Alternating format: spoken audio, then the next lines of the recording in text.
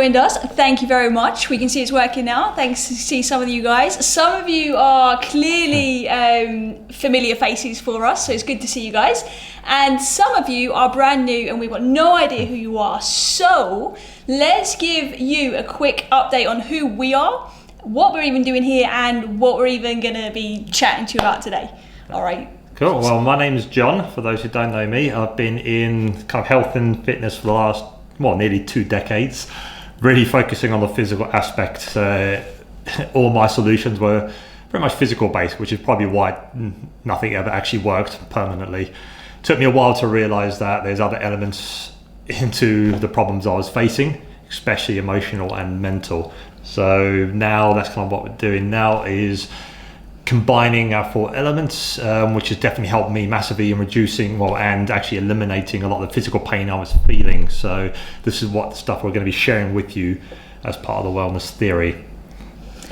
Yeah, cool guys. So I'm Charlotte, and I think most of you might have been on the previous page, which was the Kaizen LifeSpark page. So you would know for the last couple of years, I've been really focusing on the psychology of why we do what we do, actively coaching in and around NLP, timeline paradigm techniques, and kind of starting to combine now, going kind of full circle back towards the wellness side of things, because we've noticed so much over the years that people neglect one or more area of their wellness, right? So most people, if they want to, let's say, get in shape, they'll get a trainer. If they want to, maybe sort out their mindset and kind of take themselves to the next level, then maybe they'll go and see a coach or a therapist or a counselor even.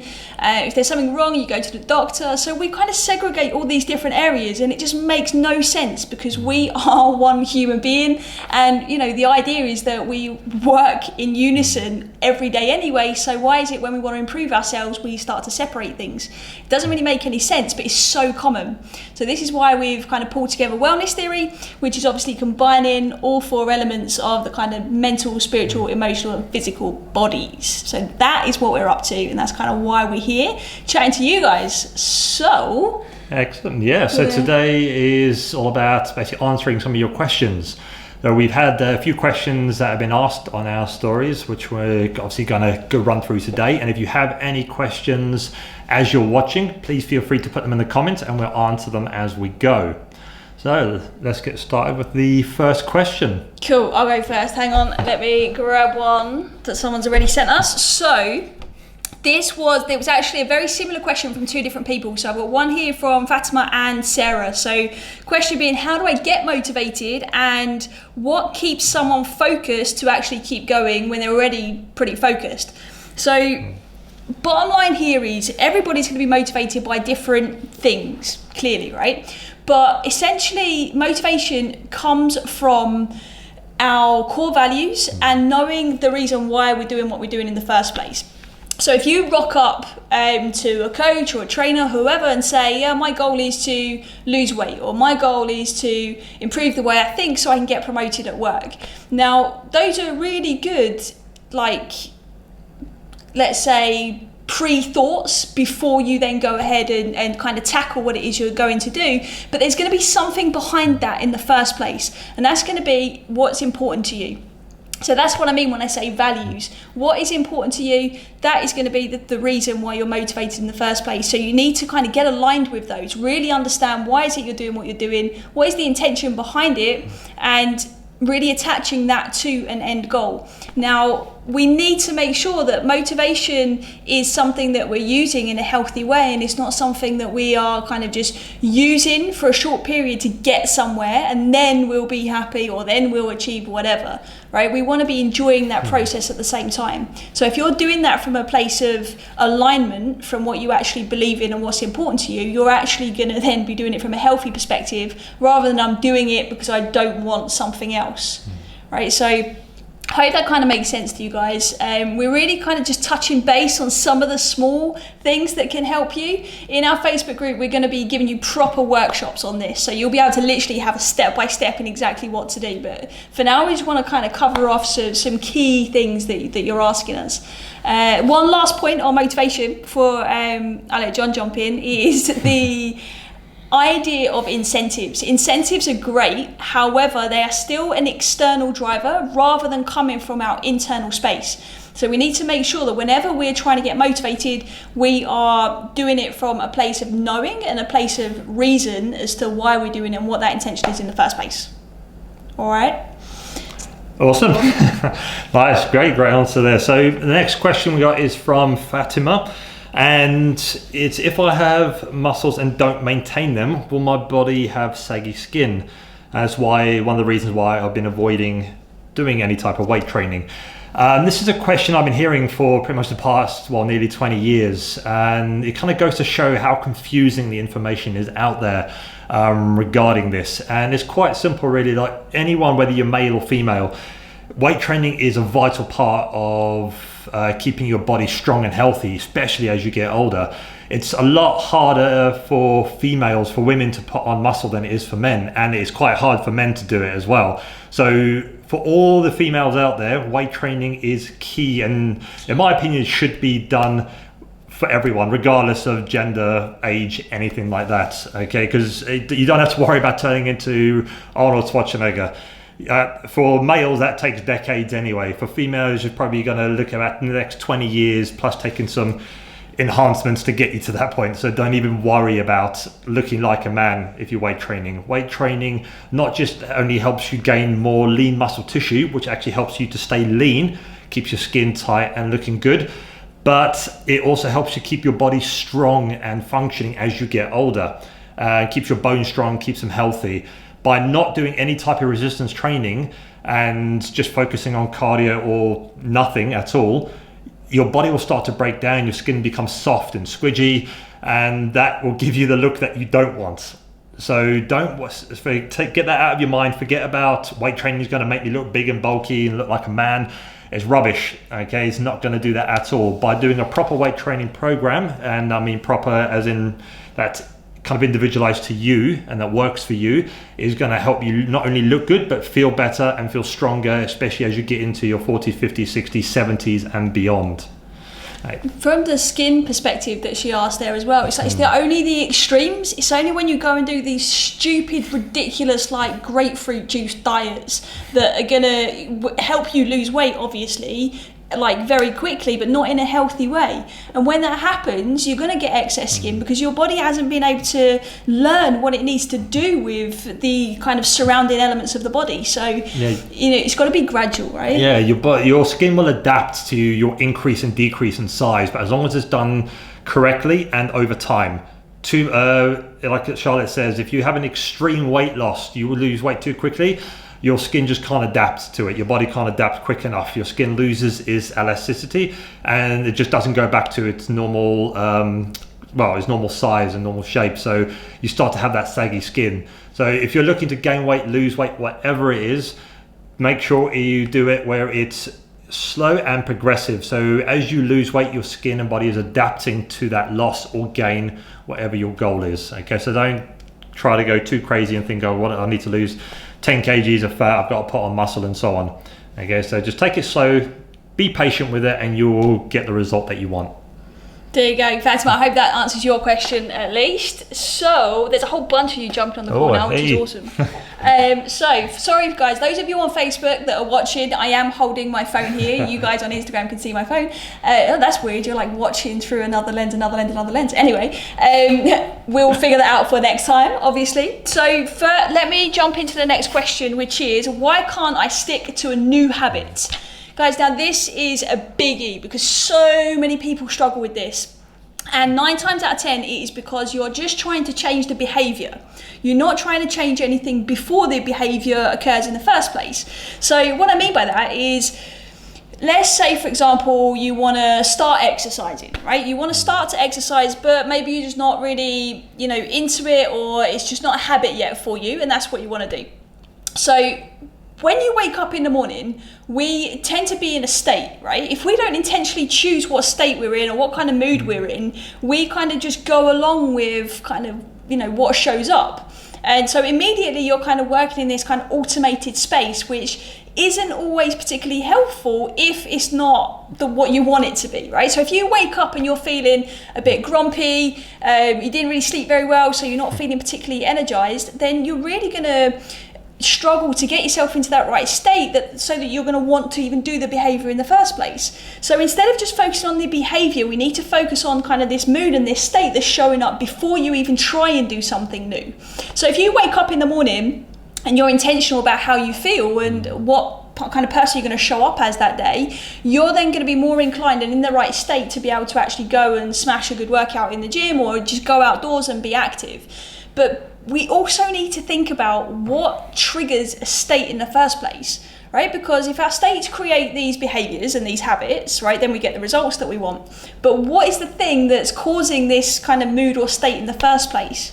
This is where most people need to spend a bit of time looking at. And this is around belief systems, this is around what you value, this is around what you're thinking about constantly, it's around what's fulfilling your actual needs as a human being.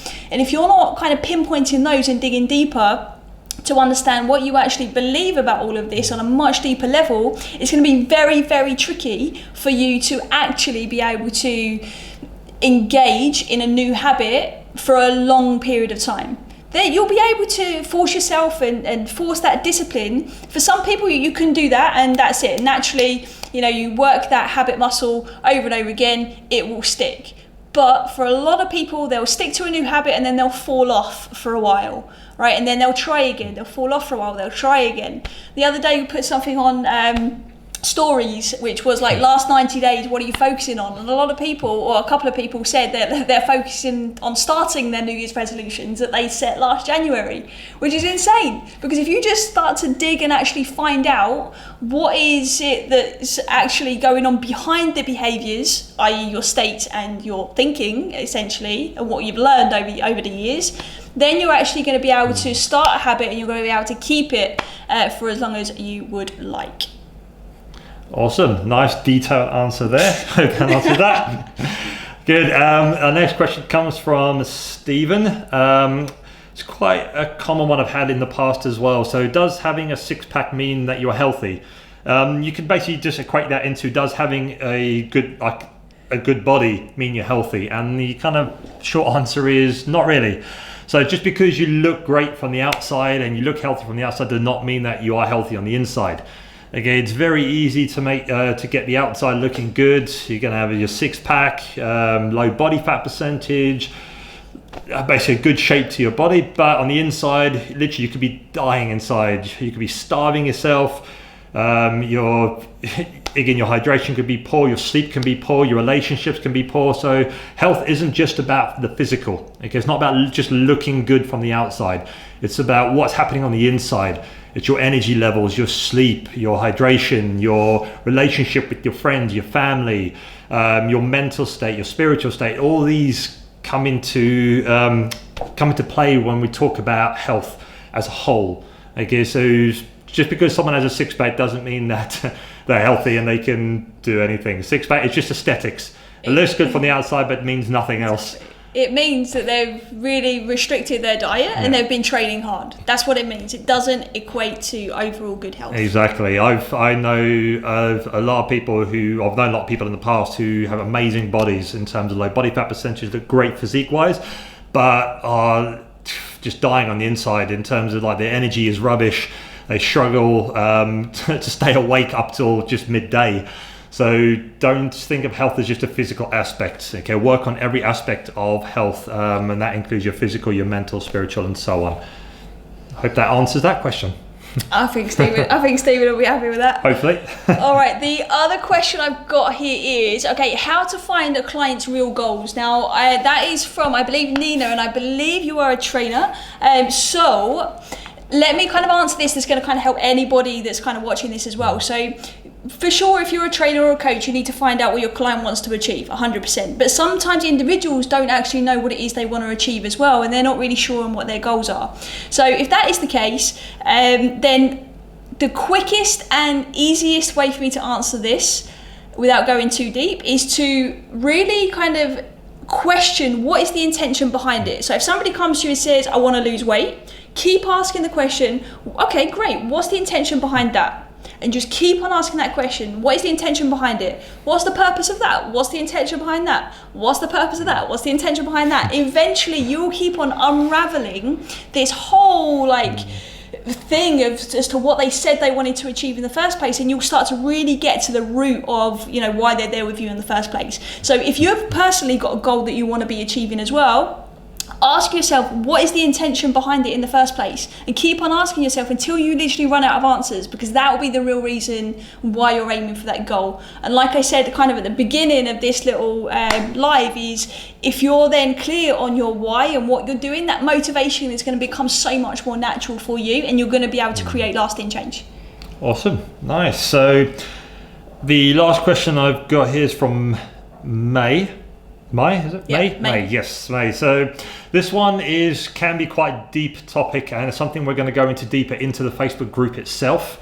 And we'll touch on it through the live because it can go in many different directions, but it is kind of the psychology behind pain. So where does it come from? And with a lot of the stuff we put out there is we do put a lot of physical based movements to help with your pain and injuries.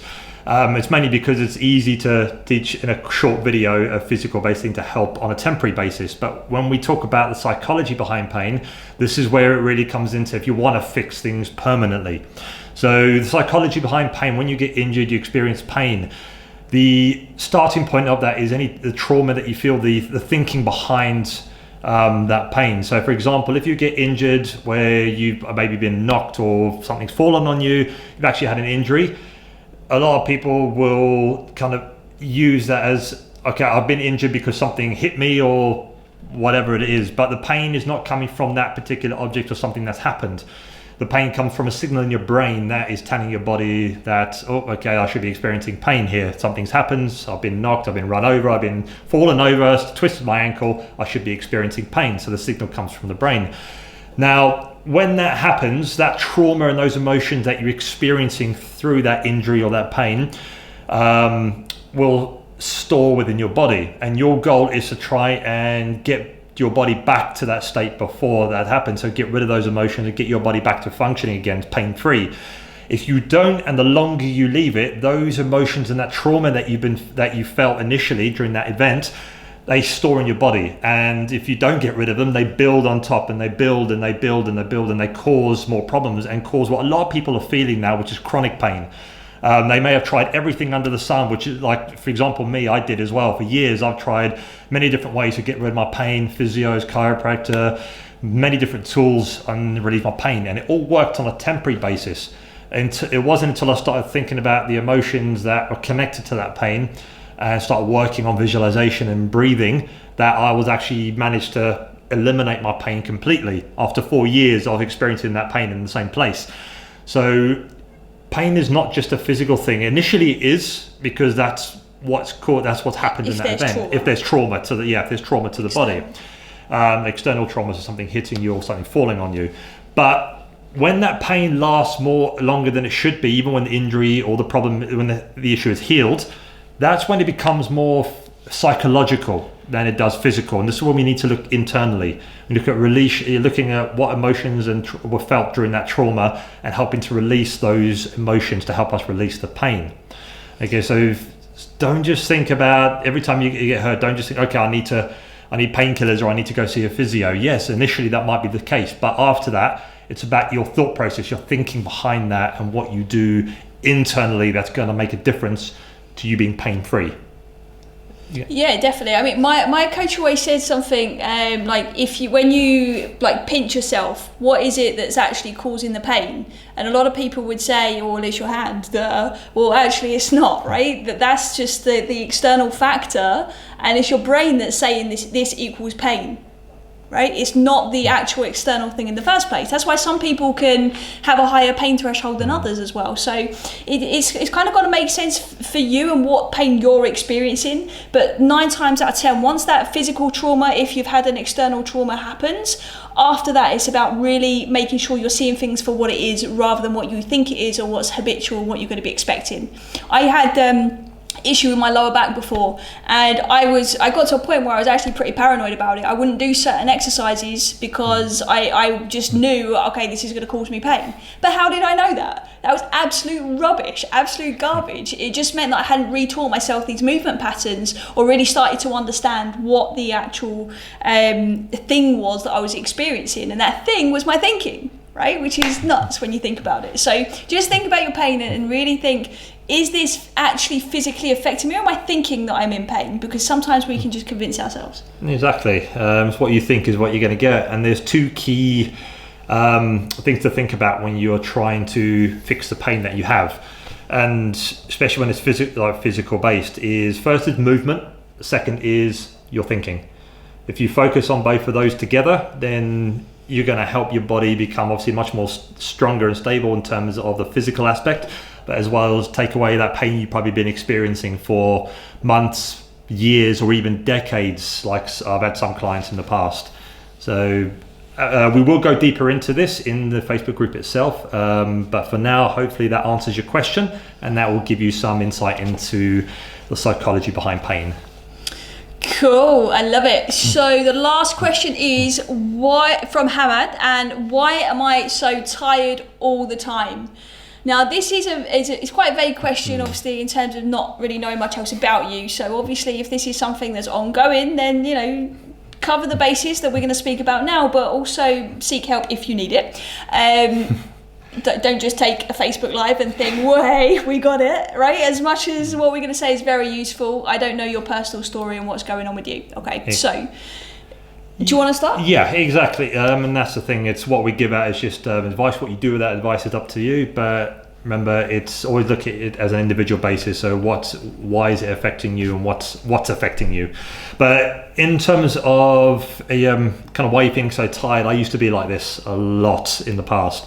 And the first thing I would always recommend anyone close up, anyone to think about is hydration.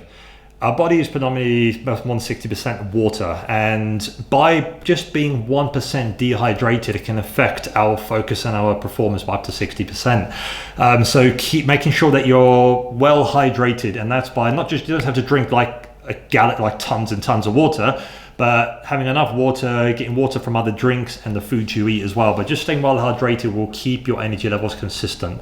A second point is sleep. Okay, sleep is a huge problem for a lot of people, and a lot of people don't sleep enough, or they have very erratic sleeping schedules. So by kind of pinning down when you go to sleep, so trying to go to sleep at the same time every night and wake up at the same time every day will get your body into a routine. And by doing that, it will know when it's going to get sleep, how much sleep it's going to get, and then it will help to keep your energy levels consistent throughout the day. And then our third aspect we're going to kind of talk about is the mindset, the thinking side of it.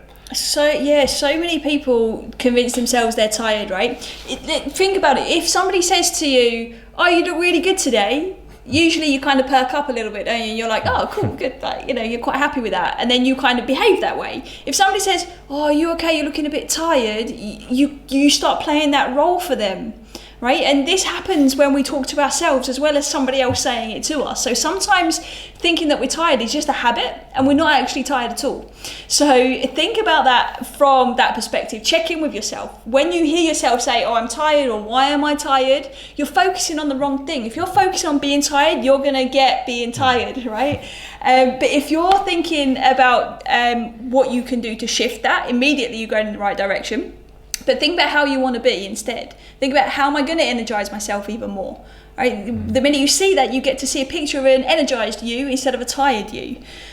Not only that, guys, also you need to start thinking about, what are you doing with your time? Are you doing things that zap your energy, or are you doing things that really do build you up and energize you? Because if you spend too much time doing something that's not aligned with who you are and what you believe in, then you're going to start to feel tired. It's going to take its toll on you. So it's important that you start to design this kind of life that is full of all of the things that you really enjoy, things that energize you and light you up. It's important that you're hanging out with people who energize you rather than people that kind of drain you a little bit. And you know, over time, the more you practice working on your own energy, you'll get to a point where you can be anywhere and your energy just isn't affected whatsoever by anybody around you, because you've got this kind of internal perspective all figured out. So I guess what I'm saying here really is, you know, just don't assume that you're so tired all of the time. All of the time is such a generalization. I bet you're not tired all of the time. Maybe sometimes. Okay, so then figure out why and what needs to shift. All right. I think that kind of answers that. Yep, I think that kind of answers that one. Good. So have we got any other? If anyone's got any questions they want answered, we got any? Not on the Facebook. Nope. No. Any on Instagram? We're going to make our setup a bit better on this, guys. So yeah, today's we'll the first one. And apparently on Safari you can't use Facebook, like Facebook Live. So we need to figure that rubbish out. Exactly. But that's it for the time being. So we did say in our post that we do have a surprise for you. So our Facebook group is up and running now. So obviously by joining that, you will get access to much more in-depth content that we're going to release, and workshops going into more depth, even on the subject we've spoken about today, and many, many more subjects. So come on and join the Facebook group, and by joining the Facebook group, the special gift we're going to give you is a video, obviously of ourselves helping you with any kind of issues that you might be facing at the moment, just to help steer you in the right direction. So you have to answer the 3 questions when you jump into that Facebook group, and then we will give you a personalised video in exactly where to look and what to do. We might even send you some extra resources if it's applicable as well for what it is you need right now. So we'll add that link to the Facebook group into the profile, obviously on Instagram, and I will pop it on a post in Facebook as well, so that you guys have got that and you can jump in, because we're not going to be going on live on the pages too often. It's really going to be all about the group and making sure that we can deliver a lot more detail and a lot more quality for you within there as well. Obviously all completely free, just for you to really, you know, up your game in terms of what you know and how we can help. Awesome, man. And if you want any extra information as well, we have weekly knowledge drops you can sign up to from our website, which will get weekly videos and vlogs on different subjects related to the physical, mental, spiritual and emotional bodies. So again, completely free for you guys, just extra information that we want to give you. So hopefully something there will be able to help you with any problems or any questions that you might have. But that is it for now. Yeah, I think we're good to go. We'll leave you to enjoy your Friday. Yeah, so thank you for joining us, and we look forward to seeing you on the next live. Have a good weekend. Bye.